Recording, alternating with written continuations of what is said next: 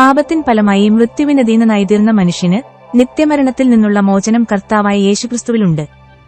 അവൻ മനുഷ്യവർഗത്തിന്റെ പാപങ്ങൾക്കും ശാപത്തിനും എന്നേക്കുമായും ഒരിക്കലായും കാൽവരി ക്രൂശിൽ പരിഹാരം വരുത്തി.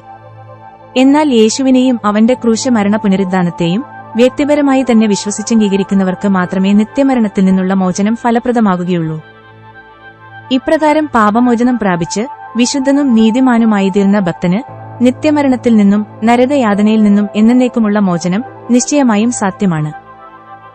ഇവർ ചെയ്യുന്നത് ഇന്നത് എന്നറിയായതുകൊണ്ട് ഇവരോട് ക്ഷമിക്കണമേ എന്ന് ശത്രുക്കൾക്ക് വേണ്ടി പ്രാർത്ഥിച്ച കരുണാമയനായ യേശു നിങ്ങളെ സ്നേഹിച്ച് നിന്റെ സകല പാപങ്ങളിൽ നിന്നും തിന്മയിൽ നിന്നും രക്ഷിക്കും.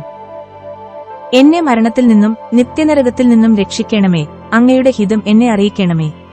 ഇപ്രകാരം ഹൃദയംഗമായി താങ്കൾ പ്രാർത്ഥിക്കുമെങ്കിൽ നിത്യശാന്തിയും സമാധാനവും ലഭിക്കും. നിന്റെ സകല പ്രശ്നങ്ങൾക്കും പരിഹാരം നൽകി യേശു നിന്നെ അനുഗ്രഹിക്കും. നിത്യമരണത്തിൽ നിന്നുള്ള മോചനവും ലഭ്യമാകും.